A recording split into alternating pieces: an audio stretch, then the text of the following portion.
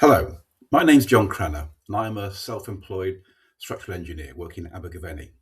This is the first of a series of videos that I am going to be talking about cracking and structural movements in buildings. So this first video is just a general introduction, and I'll be just giving a resume of the various other videos that I'll be making, which currently I have got as 9 separate videos, including this introduction. The purpose of these videos is to enable structural engineers who are just coming onto the scene and are about to learn how to assess cracks in buildings and how they should record them, analyze them, and decide what type of crack there is and how it should be repaired. But it's also for surveyors, residential and building surveyors, to be able to equally assess cracks. My view is always that residential and building surveyors are equally able and should be qualified and experienced enough to analyse the cracks in buildings, just like structural engineers, although you'll find that many surveyors will often not want to give an opinion on cracking in buildings and say that it should be referred to a structural engineer.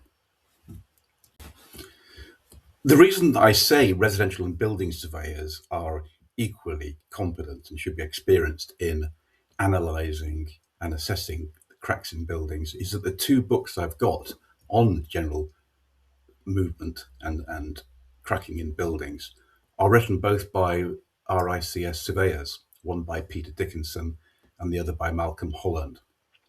And they go into good and decent depth in both books, although unfortunately the Peter Dickinson book is out of print now. But I believe that they are equally able to assess and diagnose cracks as are structural engineers. The various sections that I'll be talking about include, firstly, a reading list of all the documents, papers and books that I'll refer to when I talk about individual cracks and their patterns. There's a range of BRE documents, and there are some books also published by BRE, but there's also 2 main books which have been written about cracks and assessing the movement in buildings that, as I say, have both been written by building surveyors, RICS surveyors, as I said, Peter Dickinson and Malcolm Holland. And then the next video, the third one, will be looking at the BRE Digest 251, which is entitled Assessment of Damage in Buildings in more detail.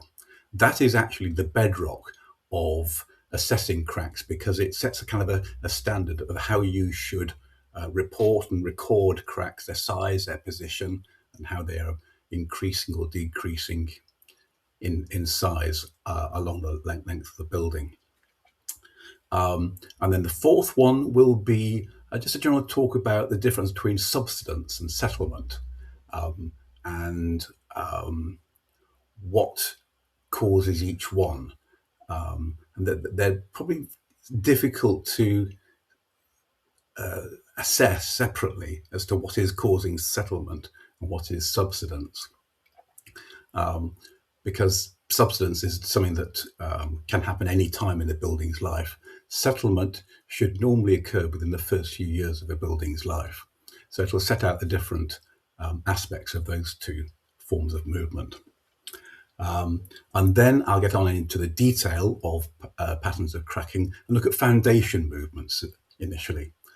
So that's obviously due to subsidence, which is what we're mainly concerned about, how to analyse that and how to separate it out from non-foundation movement, which in my experience, where I am in South Wales, there's much more of a non-foundation cracking in buildings than there is of the subsidence and foundation movement.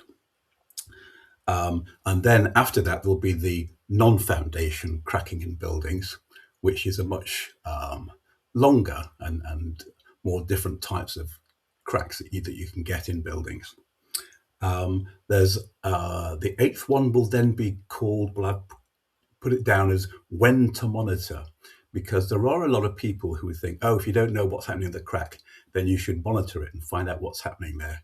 And I have a certain view on that, about monitoring is only to be done when you know what you are doing, why you are monitoring it.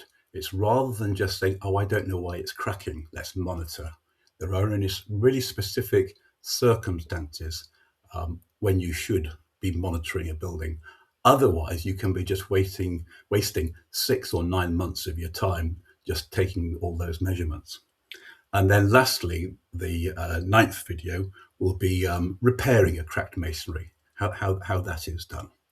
So I hope you enjoy all the videos, and I'll see you again in the next video number 2.